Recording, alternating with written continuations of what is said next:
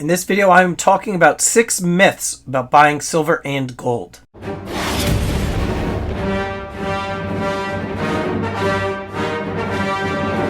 Hey doing everybody, welcome to Empire Precious Metals. Thank you so much for watching. If you're new to the channel, make sure you blast that subscribe button and get the bell notification clicked.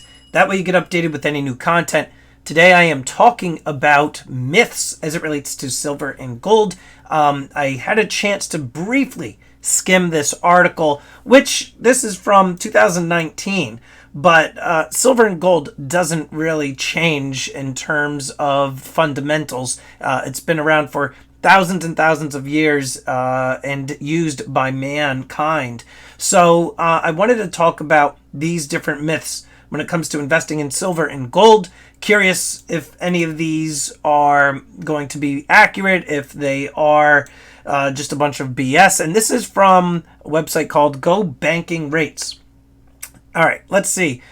And I'm going to skim, all right, because if you guys want to actually read this article in depth, I'm going to copy and paste the link down below in the description.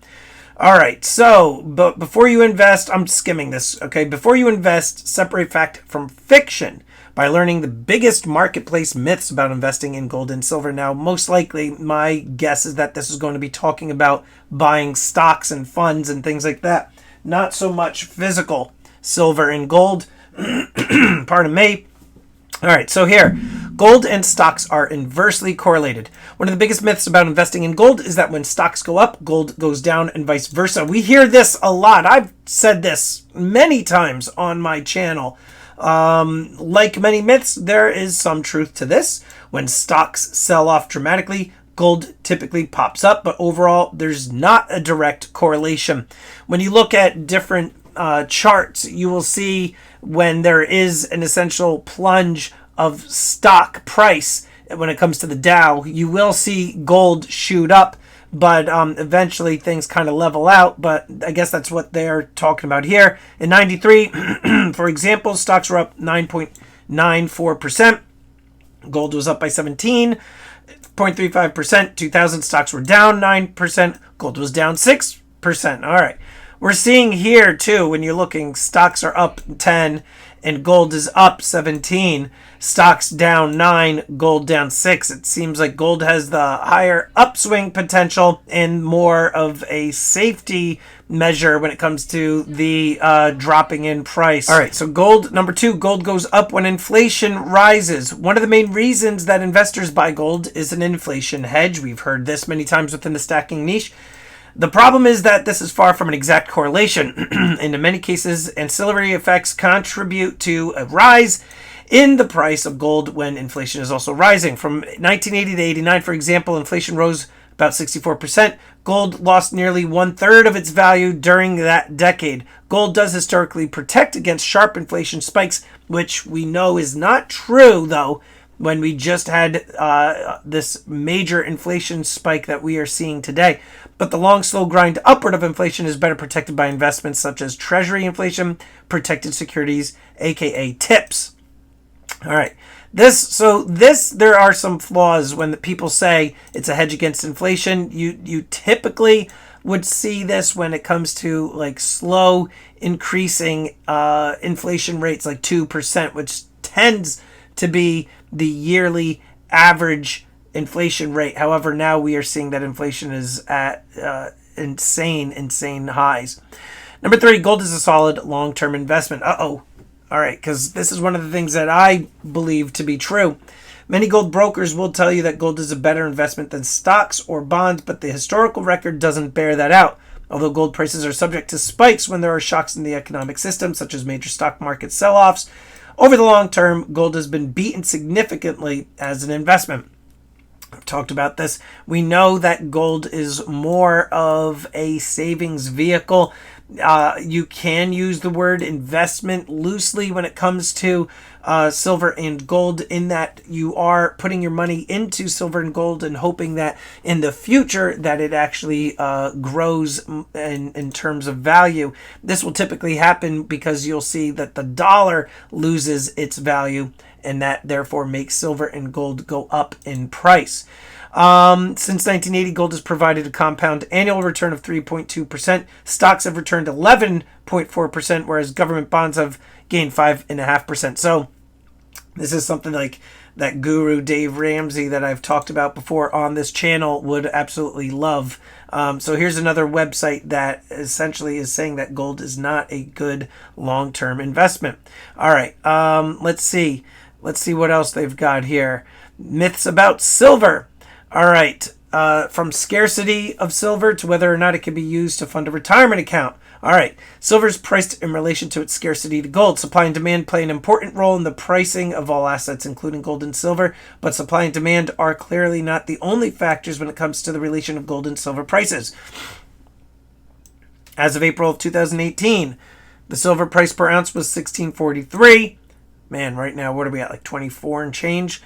Whereas gold traded at around $13.32 per ounce. Man, wouldn't you love to be back there? Gold's now at $1,930, give or take. Meaning gold was about 81 times as valuable as silver. Although this might imply that there should be 81 times the amount of silver in the world as there is gold, the proportion is actually much smaller. There's roughly 19 times the amount of silver in the Earth's crust as gold. When it comes to the amount of these precious metals mined, the proportion shrinks 9-1. So we know that there's 9-1 ratio of silver to gold in the Earth's crust, but the current gold-silver ratio is right around, I would say, like mid-80s. I haven't checked it in a while. Silver's hard to buy. Gold seems like they are everywhere. Popular products such as American Eagle gold coins, the South African Cougaran, have been traded for decades. Some investors think that the only way to buy silver is in coins with numismatic value, such as silver dollars. The truth is that you can buy 1 ounce silver American Eagle coins, the silver version of the gold, for just a small premium over the current price. You can also, you can buy exchange-traded funds, shares, etc. Silver's not hard to buy. Whoever says that, I've never really heard that being used as an argument or a myth about silver. I've never heard somebody say that silver's hard to buy. It's very readily available. And here, you can put silver and gold into an IRA. An IRA is used to build wealth for after retirement because silver is a real hard asset. Some advisors suggest that you should hold on to some particularly to stave off disaster in the event of a collapse of the global financial system. Whether or not that idea has merit, the truth is that you can't simply put your silver, jewelry, or gold bars into your IRA. The IRS does allow for specific gold, platinum, and silver coins to go into an IRA, such as American Eagles, but no other coins or precious metals are allowed to be deposited into an IRA. You hear a lot of times those companies that sell primarily over the phone, they'll tell you on the phone, oh, this coin, it's IRA approved. You have to look into that. I personally haven't looked into IRA approved silver and gold. My goal is to stack physical silver and gold and just have that as something to draw some extra money when it comes to retirement. But my actual retirement funds are in 401ks, 403bs, as well as a pension. So these are just some of the myths about silver and gold. Take this information with a grain of salt until you actually do your research. And again, silver and gold might not be right for you. It might be the right vehicle for you to save money and or to invest, but you have to see what makes sense to you. Maybe consult your financial advisor. Some of these things I'm not surprised by because I've heard them before.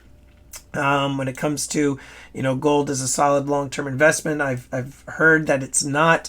But again, I like to have it just because it's nice and shiny and you can watch it grow and you can hold it, right? A lot of people say if you don't hold it, you don't own it. I like to have the physical silver and gold on hand. Anyway, let me know some of the crazy myths that maybe you have heard about silver and gold investing. The silver being hard to buy, that is, to me, an absurd one. Let me know if you've heard anything absolutely crazy over the course of the last months or years that you have been stacking. And let me know in the comments down below.